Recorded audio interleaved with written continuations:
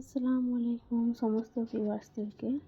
এটা নারিকেলের যে দুধটা বের করে নিয়েছিলাম, এটা সেই ছাইটা, ভুসিটা। এটা ছাই বলে না, এটাকে ছাই আলাদা জিনিস হয়, এটা ভুসিটা। এই যে দেখেছো, টিপে টিপে পুরো এই রসটাকে বের করে নেওয়া হয়েছে। এর নারকেলের যে দুধটা আছে, এটা দিয়ে আমি আজকে ভাত তৈরি করব। নারকেলের দুধ দিয়ে ভাত হবে, নারকেল দুধের ভাত, সেটা আমি দেখাচ্ছি। এই কড়াটা নিয়ে নিয়েছি, কড়াটাই করব। আর এটা হাঁড়িটাই দুধটা আছে, সেটা আমি দেখিয়ে দিচ্ছি। এটা ফুটিয়ে আমি ফ্রিজে রেখে দিয়েছিলাম, কাঁচা রাখলে নষ্ট হয়ে যায়, ফুটিয়েই ওই জন্য ফ্রিজে রেখেছিলাম। আজকে হাঁড়িতে এটা ঢেলে নিলাম, যেহেতু হাঁড়িতেই করব। কড়াটায় আমি চালটাকে করে নেবো, ওই জন্য কড়াটা নিয়েছি। অনেকটা ছিল এটা দুধটা, তো গরম জল দিয়ে নারকেলের ওই ছাইটাকে ভিজিয়ে দুধটা বের করা হয়। এটা সামান্য নর্মাল চাল, বাড়ির যে চাল হয় সেটা চাল, যতটা পরিমাণে লাগবে আমি এমনি অল্প পরিমাণেই নিয়েছি। একটু বেশি দুধ থাকলে বেশি চাল নিলে অসুবিধা ছিল না, যেহেতু অল্প দুধ আছে ওই জন্যে অল্পই নিয়েছি এটা। তো দেখলে গ্যাসটা জ্বলছে, আগে একটু জলটা মরে যাক তারপর আমি তেলটা দিয়ে দেবো। কড়াটা গরম হয়ে গেলে ওতে তেল দিয়ে দেবো। তেল দিয়েও করা যায়, ঘি দিয়েও করা যায়। দিয়ে কিছু সামান্য সাদা তেল দিচ্ছি এখন আপাতত ঘি দিয়েও করা যায়, ঘি দিয়ে করলে কোনো অসুবিধা নেই। সাদা তেলে ঘিটা অল্প ঠিক আছে, পরিমাণেই ছিল, ওই জন্য তেলটা দিয়ে আমি করছি। এটা আগে আর একদিন হয়েছিল, আমি হাত দিয়ে একটু চেক করে দেখছিলাম, খানিকটা ফ্রিজে রয়ে গিয়েছিল, সেই জন্য মশলাগুলো দিয়ে দেবো। বাকিটা করে নিচ্ছি। এটা দিয়েছি, দেখো 3টে নিয়েছি আমি, গ্রিন এলাচ আমি দিয়েছি, হালকা থেতো করে আর দেবো। দিয়েছি জয়িত্রী দিয়েছি।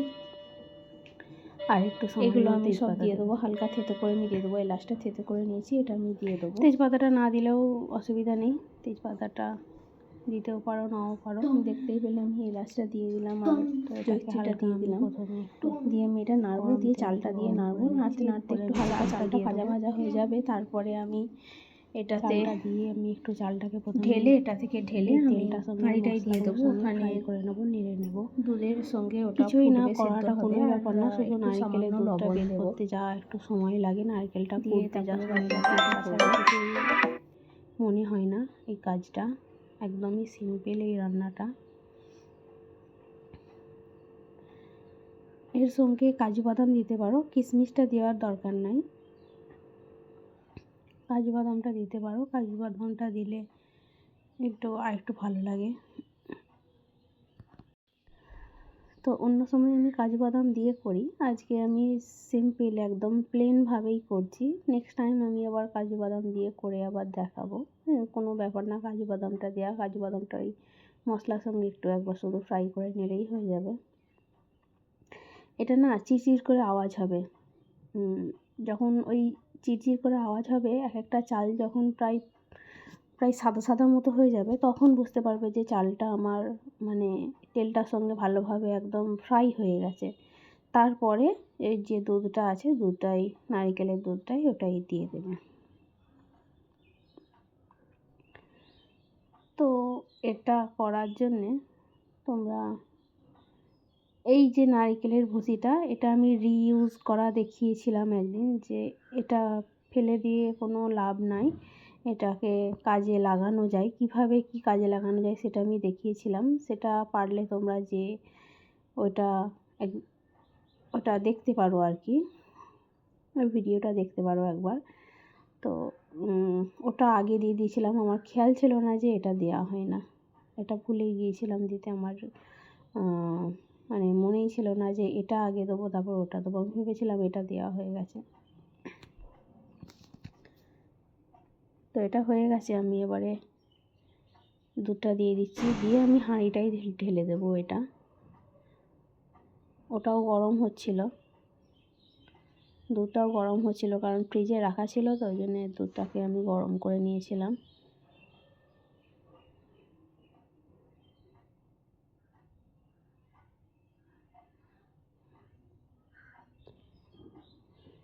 আমি সরিয়ে দিচ্ছি, একবার সরিয়ে দিয়ে তারপরে আমি হাঁড়িটা চাপিয়ে দিচ্ছি, দিয়ে হাঁড়িটাতে আমি এটা পুরোটা ঢেলে দেব।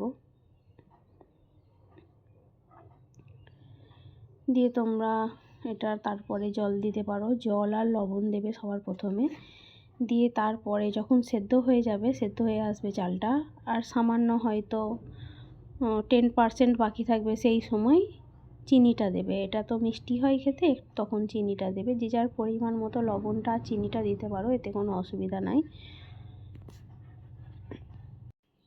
লবণটা চিনিটা যে যার পরিমাণ মতো দেওয়া যায়। তারপরে একটু জল দিয়ে দেবে, কারণ এটা তো ভাতের ফ্যানটা, এটা ফেলা হবে না, এটা এটাতেই থাকবে।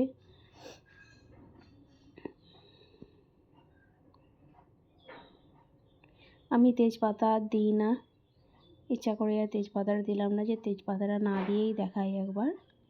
দেখো আমি এটা লবণটা দিয়ে দিচ্ছি। আমার চালটা আর দুধটা নিয়ে অনেকটাই আছে, ওই জন্য এই লবণটা দিয়ে দিচ্ছি।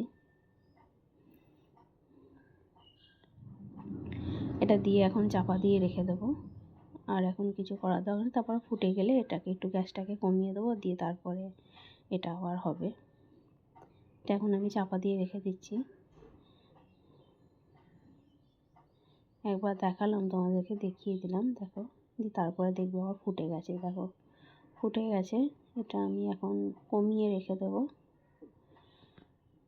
একবার নেড়ে দিলাম, নেড়ে দিয়ে আমি কমিয়ে রেখে, দেখো চালটা কিছুই হয় না। এটাকে আমি এখন কমিয়ে রেখে দিচ্ছি। কমিয়ে রেখে দিলে আস্তে আস্তে হবে এটা।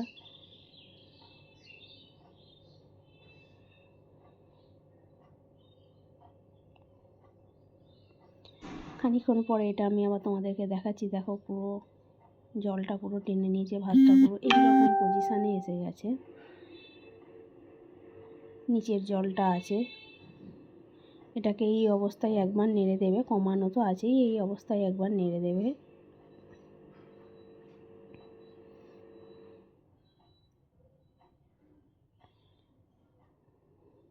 এটা একটা ভাত তুলে আমি দেখলাম যে এখনও হয় না, ওই জন্য আবার চাপা দিয়ে আমি রেখে দিচ্ছি। যেহেতু জলটা অনেকটা পরিমাণেই আছে, আবার খানিকক্ষণ পরে আমি আবার এটা দেখলাম।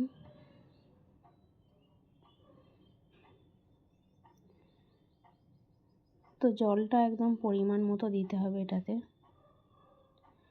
এরপরে দেখলাম আমি যে হয়ে গেছে চালটা। এরপরে চিনিটা দিয়ে দেওয়া দরকার আছে, নইলে আরও ভাতটা সেদ্ধ হয়ে যাবে।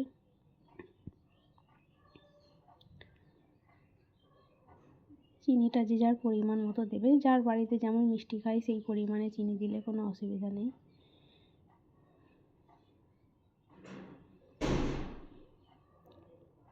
চিনিটা দিয়ে একটু নেড়ে দিচ্ছি, যাতে উপর নিচে চিনিটা হয়ে যায়।